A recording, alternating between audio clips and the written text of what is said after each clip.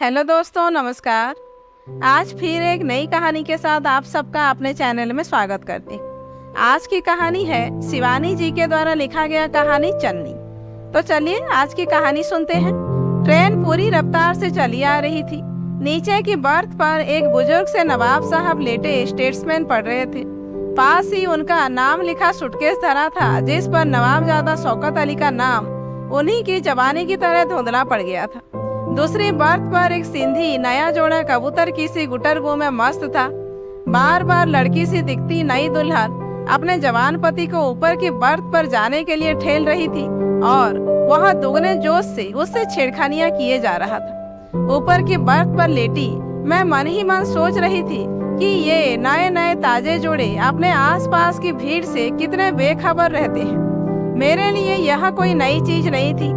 नैनीताल की ठंडी सड़क पर दिन दहाड़े ऐसे बीसियों जोड़े एक दूसरे से लिपटे लिपटाए घूमते रहते हैं। पर मैं देख रही थी कि बुजुर्ग नवाबजादा शौकत अली को उस जोड़े ने बेहद परेशान कर दिया था। बेचारे बार बार खांसते खखारते अपनी उपस्थिति का आभास दे रहे थे। जब लखीमपुर में वह रसीला जोड़ा उतर गया तो उन्होंने चैन की सांस ली और गड़बड़ बदल कर सो गए। गर्मी बेहद थी, पंखा चल रहा था, पर ट्रेन के अधिकांश पंखों की भांति यात्रियों को छोड़कर डिब्बे की हर दिशा को हवा भेज रहा था। मैंने कई बार उसे घुमा फिरा कर मनाने की कोशिश की, पर हार मान कर चुपचाप लेट जाना पड़ा।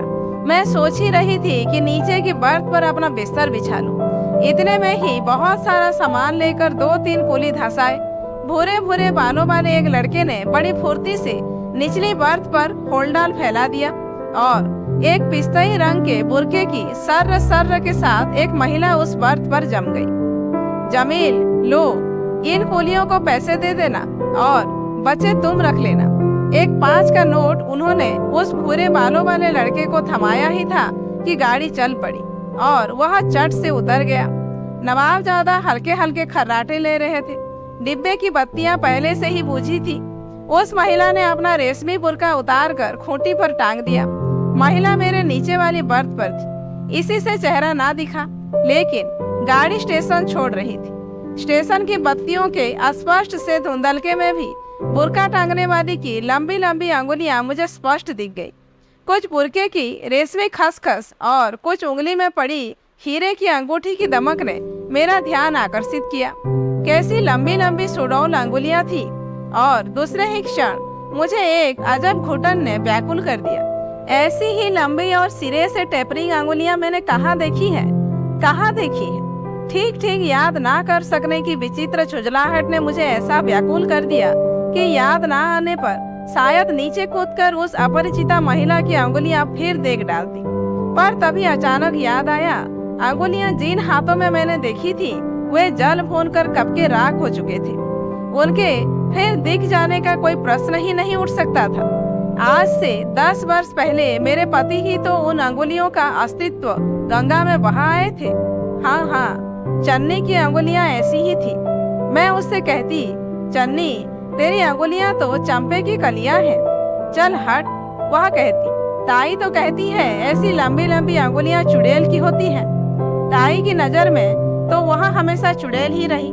चन्नी मेरे मझले मामा की एकलौती लड़की थी। जन्मते ही उसने जननी को डसा और पिता को तो गर्भ से ही डस चुकी थी।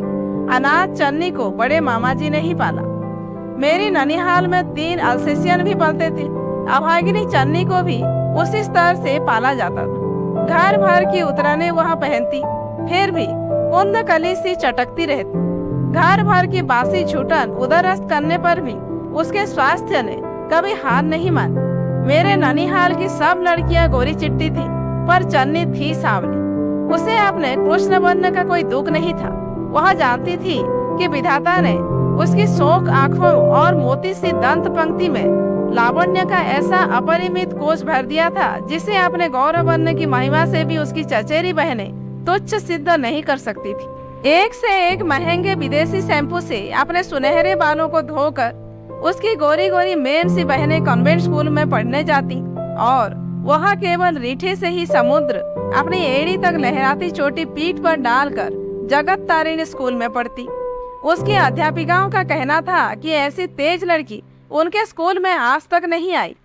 एक बार अपने स्कूल की खेल की टीम के साथ वह रूस भी घूम आई तो चाची ताइयों के दिल पर छुरियां चल गई। बड़े मामा जी ने ही जीत करके उसे भेज भी दिया, नहीं तो बेचारी जा भी ना पाती। विदेश से लौटने के बाद चन्नी की बोटी बोटी फड़कने लगी। शौक पहले से ही थी, अब वह ढीठ भी हो गई। जब छोटी थी तभी पास पड़ोस से शिकायतें आने लगी थी।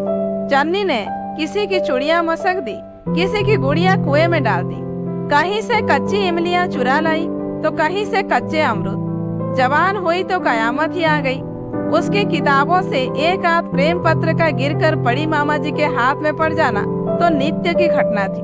30 पर मोहल्ले भर के छोकरों की भ्रमरावली उसके इर्द गिर्द मंडराने लगी। होने को तो बड़े मामा जी की लड़की सरला उससे कहीं सुंदर थी, किंतु बड़ी बड़ी आंखों की चंचल पुतलियां घुमाना, खिलखिलाकर हंसी के मंजीरे बजाना, यह सब उसे कहाँ आता। अपनी सामान्य सी साड़ी के आंचल सिग्नल से चन्नी मोहल्ले भर के युवकों के हृदयजनों को रोक सकती थी। तभी तो बड़ी मामी जी अम्मा से कहती, बीबी छोरी बंगाल का जादू जाने है, किसी तरह छोरी के हाथ पीले करो तो छुट्टी मिले। सुन तो रही हो, शास्त्री जी की बिटिया भी मुसलमान साइकिल वाले के साथ भाग गई। शास्त्री जी की बिटिया साइकिल वाले के साथ ना भागी होती तो शायद चन्नी के विवाह की इतनी जल्दी न मचती। उसी दिन से मेरे दोनों मामा उसके लिए दाएं बाएं वर ढूंढने लगे, किंतु इसी बीच एक सुयोग्य पात्र ने उसे स्वयं ढूंढ लिया। चन्नी अपने मामा के यहाँ अलीगढ़ गई हुई थी। वही की नुमाइश में उसे चटकारे ले लेकर चाट खाते योगेन जीजा ने देख लिया। अब चाट खाने वाले भी 2 तरह के होते हैं, चन्नी ने मुझसे हंस हंस कर कहा था। आज भी उसकी हिरनी सी आंखों की काली भंवर पुतलियां मेरे स्मृति पटल पर खींच जाती है। एक तो प्लेट में चाट भर कर चम्मच से ऐसे चुगते हैं जैसे मोती हो, ना मिर्च की सिसकारियां, ना हा हा हु हु, ना अंगुलियां चाटना, ना आंखों में पानी। और एक चाट खाने वाले होते हैं हम सरीखे, आंखें लाल, होठ लाल, यानी दुगन बीच डोरे लाल। डोरे लाल झलके बस, तेरे जीजा ने हमें देखा और पसंद कर लिया। काश जीजा उस पर रीझे ही रहते। ननिहाल की वह 20 बल्लरी मुझे प्राणों से प्रिय थी। उसकी कुख्याति सुनकर भी मुझे कभी घृणा नहीं हुई। एक दिन बड़ी मामी ने मुझे निराले में खींचकर समझाया भी था, देख बिट्टू, उस छोकरी के पीछे पीछे मत फिरे, वह जहर की बुझी है, जहर की। अपनी नानी पे गई है रंडी। चन्नी के नाना ने बेस्या से विवाह किया था। हो सकता है चन्नी में अपने रूपजीवी नानी के ही संस्कार आए हों। मझले मामा ने घर भर की अवहेलना करके ही मामी से विवाह किया था। इसी से परिचित कुल की स्मृति चिन्ह चन्नी सबकी आंखों की किरकिरी थी। मैं छुट्टियों में ननिहाल जाती तो वह मुझसे लिपट जाती, हाथ नचा नचा पुतलियां घुमा ऐसे ऐसे रंगीन किस्से लेकर बैठ जाती कि जी में आता सुनते ही रहो। प्रेम पत्रों का उसके पास एक बड़ा सा पुलिंदा रहता, जिसे वह पिछवाड़े के बरामदे में मुझे ले जाकर पढ़ पढ़ कर सुनाती। सल्ला से मत कहना, बड़ी चुगलखोर है, चट ताई से कह देगी। वह कहती और सकरे पिछवाड़े में पास के पागल खाने से आती दुर्गंध के दुस्सह भार को बहन कर भी मैं उसके प्रेम पत्रों के रस भंडार का रसास्वादन करती। एक उम्र ऐसी होती है जब ऐसे प्रेम पत्रों का लड़कियों के मनोरंजन के लिए विशेष महत्व होता है। हमारी शायद वही उम्र थी। मैं 16 की थी और चन्नी 17 की। उसी साल चन्नी का विवाह भी हो गया। मुझे आज भी उसके विवाह की एक एक घटना कंठस्थ है। भारी जामदानी लहंगे में चन्नी की मुट्ठी भर की कमर दोहरी हुई जा रही थी। उसकी नाक छिदी नहीं थी। इसी से उसकी ससुराल से स्प्रिंग वाली बड़ी सी नथ आई थी, जिसका स्प्रिंग या तो ढीला हो जाता था या घूंघट की उमस से घुट कर चन्नी स्वयं ढीला कर सबके सामने घूंघट पलट कर कह उठती थी, देखो ताई, यह नथ हमसे न संभलती। आंखें दिखाती, दांत पीसती बड़ी मामी दोगुना घूंघट खींच देती और उसकी फुसफुसाहट तीखी होकर शायद उसी दिन योगेन जीजा के कानों में पड़ गई। अरे आज के दिन तो हमारी लाज शर्म रख ले। योगेन जीजा शायद जान गए थे कि बिगड़ी घोड़ी को लगाम और चाबुक की शान में नहीं साधा तो वह उन्हें भी अनाड़ी सवार की तरह मिट्टी में लिटा देगी। सिर से पैर तक गहनों से लदी चन्नी विदा हुई तो मेरी दोनों मामियों ने निश्चिंत सांस लेकर कहा, चलो भाई, हमने तो अब गंगा नहा ली। फिर कई साल तक मुझे चन्नी की खबर ही नहीं मिली। मेरे विवाह पर भी जोगेन जीजा ने उसे नहीं भेजा। सरला तो कहती थी कि उसके प्रेम पत्रों के पुलिंदे के बारे में किसी ने योगेन जीजा को बतला दिया। क्या पता बताने वाली स्वयं सरला ही हो। फिर सरला के ब्याह में बड़े मामा उसे स्वयं जाकर लिवा लाए। मुझे लगता है उस अभागिनी को बड़े मामा बहुत चाहते थे। इसी से मामी के बहुत बुरा भला कहने पर भी वे उसे लिवाने चले गए। और कैसा आश्चर्य कि जीजा ने चटपट भेज भी दिया। 3 अदद मरियल सी बच्चियों को लेकर वह तांगे से उतरी तो मैं अवसन्न रह गई। यह वही चन्नी थी जो छूने से भी मैली होती थी। ना आंखों में वह सुखी थी, ना चेहरे पे रौनक। मुझे देखते ही सिर झुका लिया, जैसे अपनी गंदी बदशक्ल लड़कियों के लिए माफी मांग रही हो। तीनों बच्चियों ने माँ का रंग और बाप का नक्शा पाया था। तीनों ही के चेहरे पर योगेन जीजा के सुक्के की नाक का मनहूस साया था। उनके जिन अंगों को ढकने के लिए उनके धारीदार कच्छों की सृष्टि हुई थी, उन्हें खुला छोड़कर वे उनके घुटनों तक बड़े ही फुआर ढंग से लटक आए थे। नाक बह रही थी, जिन्हें पूछने की चन्नी को कोई चिंता नहीं थी। विवाह के पश्चात सुधर से सुधर नारी भी कितनी बदल जाती है। यह वही चन्नी थी जिसके प्रेम पत्रों के प्रतिभाशाली लेखक उसके मनोहर व्यक्तित्व की बलैया लेते। उसका आदेश पाते ही किसी भी मेल ट्रेन के धड़धड़ाते पहियों के नीचे लेट जाने को तत्पर रहते थे। हाय राम, चन्नी तुझे यह क्या हो गया? बारात आने को है, कम से कम आज तो साड़ी बदल ले। मैंने उसे खींच खाच कर अपनी एक साड़ी पहना दी, बालों को संवार कर जूड़ा बनाया। बिंदी लगाने लगी तो वह दोनों हाथों से मुंह ढक कर सिसक पड़ी। अरे भाई, हमारी कमीज कहाँ डाल दी? हद हो तुम। योगेन जीजा की चिड़चिड़ी आवाज सुनते ही वह भीगी बिल्ली सी दुबक गई। मैं समझ गई कि हृदयहीन पति के कठोर शासन ने ही उसके सुख श्री छीन ली है। बारात विदा होते ही जीजा जी उसे लेकर चले गए। उन्हें किसी मीटिंग में दिल्ली जाना था। योगेन जीजा, चन्नी को यहीं छोड़ जाइए ना, हमें भी तो दिल्ली जाना है, हमारे साथ चली जाएगी। मैंने कहा और चन्नी का चेहरा फक पड़ गया, जैसे मेरे दुस्साहस ने जोगेन जीजा सबके सामने उसका अपमान न कर बैठे। नहीं, यहाँ कैसे छोड़ दे? होटल का खाना हमसे नहीं खाया जाता। वह गई तो मारे भय के मुझसे ठीक से मिली भी नहीं। एक सहमी सी हंसी के पीछे उसके दोनों होंठ बरबस रोकी गई, रुलाई के भार से कांप रहे थे। मैं मोड़ पर अचानक ओझल हो गए उसके तांगे को देख रही थी कि न जाने कहां से बड़ी मामी आ गई। उनकी पुत्री को ससुराल से बहुत ही साधारण सा चढ़ावा आया था। उसी की भड़ास उन्होंने चन्नी के मत्थे निकाली। क्या सुख है चन्नी को? जमींदार से जाकर सुना, योगेन तालों में बंद करके धरे हैं। लक्षण जो वैसे ठहरे, इससे तो अपनी सरला अच्छे घर गई। ऐसा भी क्या कहना जिससे गर्दन टूटे? चन्नी तो राह पर आ गई। दामाद करी ना मिलता तो आज समी मंजिल में होती। सामने समी मंजिल के गुंबद दिख रहे थे। सबसे ऊंची मंजिल पर बने आधे चांद पर नए मालिक ने काला रंग पोत दिया था। जिस छत के मुंडेर पर बिगोनिया के गमले महकते थे, वहां पर कई जोड़ी कच्छे और मैली सी पांडुजन्य सलवारें सूख रही थी। चन्नी की शादी के साल ही समी मंजिल ने उजड़कर पहले से ही उसकी मौत का मातम मना लिया था। आबिद चचा पाकिस्तान भाग गए और उनकी समी मंजिल किसी सरदार को क्लेम में मिल गई थी। सरदार जी के 17 बच्चे थे जो उनकी छत की हर मुंडेर पर लंगूरों की तरह चढ़े रहते थे। उनकी छत से मिली एक संकरी सी मुंडेर मामा जी के दीवान खाने की छत पर उतरती थी और कभी वही मुंडेर डूबते सूरज की छाया में समी मंजिल और तुलसी कुटीर के प्रेमपूर्ण सलीला का संगम थी। इरफान अहमद चन्नी के पीछे दीवाना था। उसकी सारी चिट्ठियां हिना और खस से तर आती थी। उन्हें सूंघ सूंघ कर किताबों से ढूंढ निकालना सरला के लिए बड़ा आसान होता। इसी से इरफान उन्हें मुंडेर की एक खपरेल के नीचे छिपा जाता।